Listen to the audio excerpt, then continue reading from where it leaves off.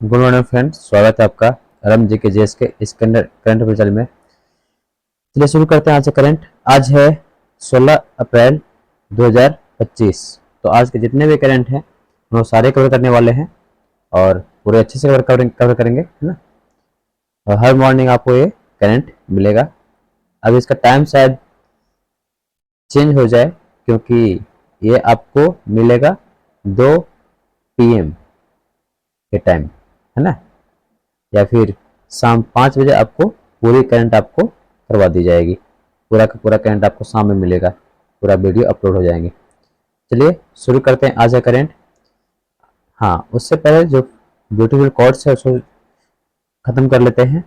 कहानी जहाँ खत्म होती है जीवन वहीं से शुरू होता है, ये कहा गया है बिल गेट्स के द्वारा। ये वही व्यक्ति हैं, सबसे अमीर व्यक्ति, और इनका कहना है कि जहाँ पर आपकी कहानी खत्म हो रही है जीवन वहीं से शुरू हो रहा है। मतलब जहाँ पे आप हार मानते हो जीवन वहीं से शुरुआत होती की जाती है। चलिए, एक न्यूज़ है आपके लोग के लिए कि हिल्सा में जो MCQ का प्रैक्टिस बैच है वो शुरू हो रहा है और सभी सब्जेक्ट के प्रैक्टिस शुरू किए जाएंगे। MCQ विद सोल्यूशन, है ना। BPSC, बिहार पुलिस दरोगा, Bihar SSC, NTPC, teacher, SSC, ये सब के लिए इसका टाइम का बैच जो रखा गया है ये 1 PM से 2 PM के हैं, है ना।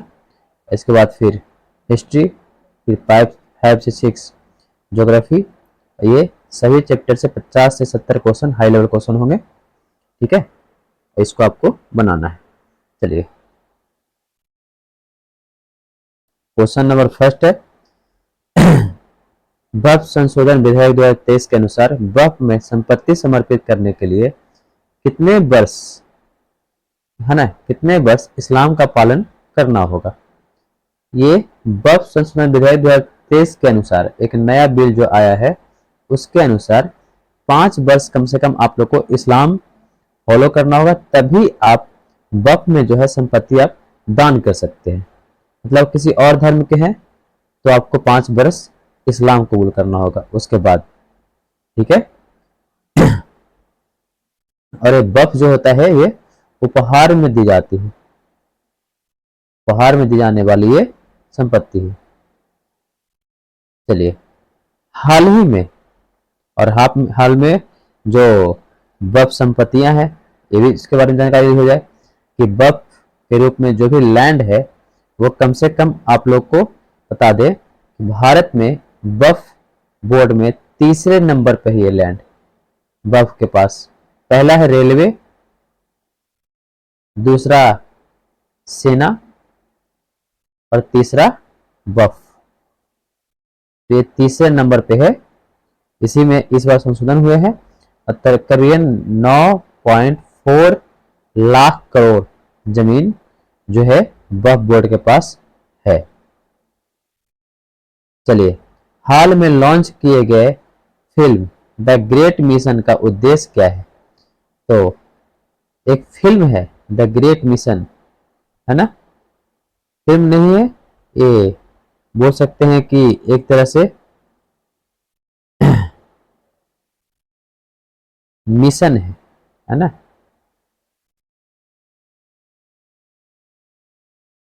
मिशन है और इनका उद्देश्य है कि गृह मानव मिशन हो जो पृथ्वी से चंद्रमा से होकर गुजरेगा, है ना। ये एक ध्रुवीय कक्षा है, ये ध्रुवीय कक्षा है और यहां से होकर ये गुजरेगा, है ना। चलिए नेक्स्ट क्वेश्चन तरफ बढ़ते हैं कि भारतीय विज्ञान संस्थान द्वारा विकसित की गई बैक्टीरिया, यहाँ बैक्टीरिया छूट गया, बैक्टीरिया लिखा गया, बैक्टीरिया लिखना चाहिए था। बैक्टीरिया आधारित तकनीक का मुख्य उद्देश्य क्या है। तो ये बैक्टीरिया जो है चंद्रमा पर ईंटों का निर्माण करेगा, है ना। चंद्रमा पर क्या करेगा, ईंटों का निर्माण करेगा और ये ईंट जो है टिकाऊ होंगे। और ये कौन से बैक्टीरिया है तो ये भी जान लेते हैं, है ना। स्पोरो सार्सिना, स्पोरो सार्सिना बैक्टीरिया का नाम है ना। और ये क्या करेगा तो चंद्रमा पर ईंटों का निर्माण करेगा, मरम्मत करेगा, ठीक है। नेक्स्ट, आरबीआई ने नए डिप्टी गवर्नर किसे नियुक्त किया है? तो यहाँ पर क्वेश्चन थोड़ा सा गलत हो गया है कि आरबीआई ने जो नए डिप्टी गवर्नर नियुक्त किए हैं वो किए हैं पूनम गुप्ता को। किसे?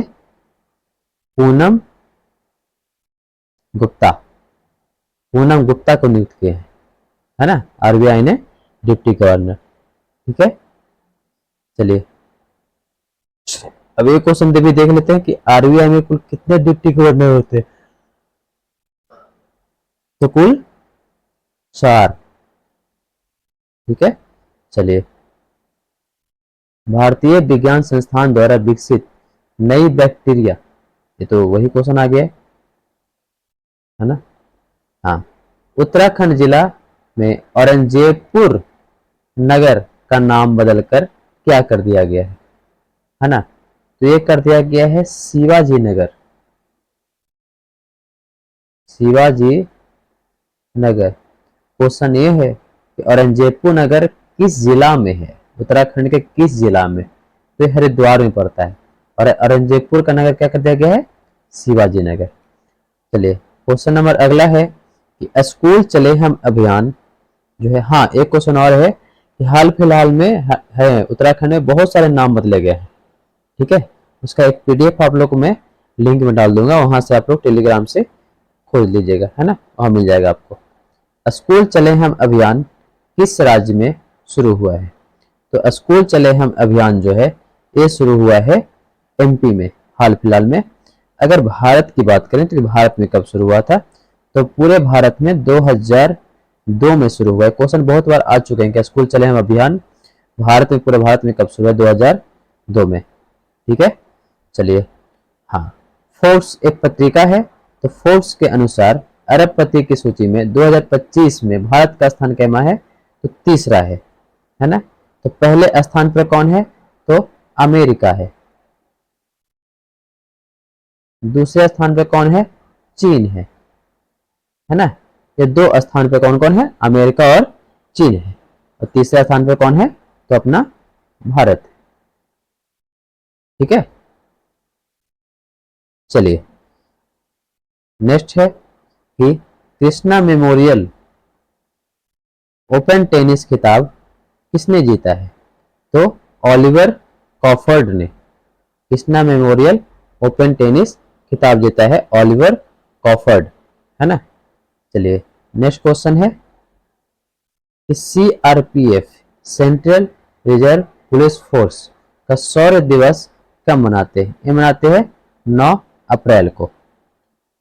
ठीक है, चलिए नेक्स्ट क्वेश्चन है किसी राज्य के विधायिका पर निर्णय लेने के लिए राष्ट्रपति के पास कितने महीने का समय सुप्रीम कोर्ट ने दिया है? हाँ देखिए, राष्ट्रपति को, है ना, तो ये 3 महीने का समय राष्ट्रपति को मिला है निर्णय लेने के लिए। ठीक है, हाँ, विशु पर्व का संबंध किस राज्य से है? तो विशु पर्व का संबंध जो है वो केरल से है। पूर्ण डिजिटल साक्षरता हासिल करने वाला प्रथम राज्य कौन बना है? तो ये बना है अपना केरल, है ना। पूर्ण डिजिटल साक्षरता हासिल करने वाला प्रथम राज्य बन गया है। हाँ, हाल में किस राज्य में अनुसूचित जनजाति को 3 भागों में बांटा गया है? ये बांटा है तेलंगाना ने। और 14 अप्रैल जो कि भीमराव अंबेडकर की जयंती मनाई गई है, इस पे लागू भी कर दिया गया है। ठीक है, चलिए नेक्स्ट क्वेश्चन है भीमराव अंबेडकर की जयंती कब मनाई गई? तो 14 अप्रैल को। इनका जन्म कब हुआ था? 14 अप्रैल 1891, है ना। कहाँ? महू। महू कहाँ पड़ता है?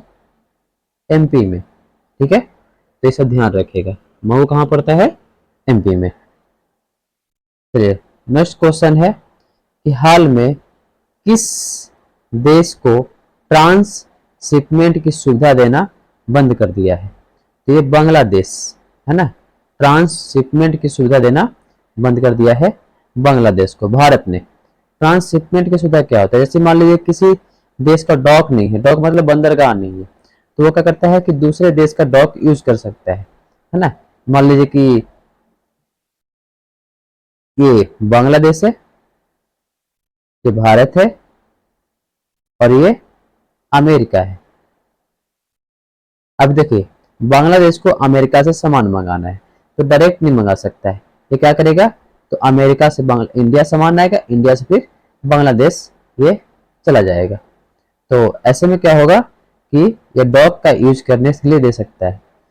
तो ये अभी फिलहाल जो है क्या किया है, तो भारत ने इसको बंद कर दिया है। नेक्स्ट क्वेश्चन है, बोहाग बिहू किस राज्य का प्रमुख त्योहार है? तो ये असम का प्रमुख त्योहार है बोहाग बिहू। नेक्स्ट, कमुद्री लाखिया का संबंध किस नृत्य से है? तो ये कमुद्री लाखिया का संबंध कथक से है। ठीक है। वैश्विक प्रौद्योगिकी शिखर सम्मेलन का आयोजन कहाँ किया जा रहा है? ये किया जा रहा है, आप लोग का अभ्यास प्रश्न है, इसका आंसर आप लोग को कमेंट बॉक्स में दे, है ना। चलिए आज का fact of the day. Fact of the day में हम लोग बात करते हैं बावनी इमली का। बावनी इमली का इतिहास जो रहा है भारत के स्वतंत्रता संग्राम से जुड़ा हुआ है और ये जिला छतरपुर एमपी, है ना। महासागनिया गांव कभी कभी बावनी इमली भी कहा जाता है। इसका ऐतिहासिक महत्व है कि 1858 में बलिदान का स्तर रहा है। अंग्रेजों ने विद्रोह को जब कुचलना शुरू किया तब, है ना, 52 स्वतंत्रता सेनानियों को अंग्रेजों ने एक साथ इमली के पेड़ पर फांसी दे दिया गया था और 7 दिन तक इस बॉडी को उतारा नहीं गया था, इसलिए इसे बावनी इमली कहा जाता है, यानी, है ना, तमरींद का पेड़। 52 सेनानियों का शहादत झांसी, दामोदर, छतरपुर आसपास क्षेत्रों से थे ये काफी लोग, है ना, जो रानी लक्ष्मीबाई के नेतृत्व कर रहे थे और अंग्रेजों के खिलाफ लड़ रहे थे, है ना।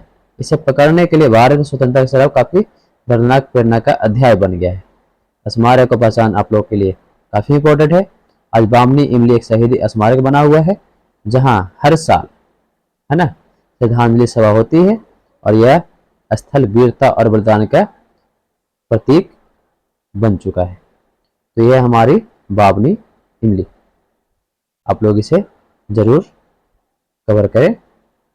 इसी के साथ आपका जो वीडियो है समाप्त होता है। थैंक यू एंड धन्यवाद। आपका दिन शुभ हो।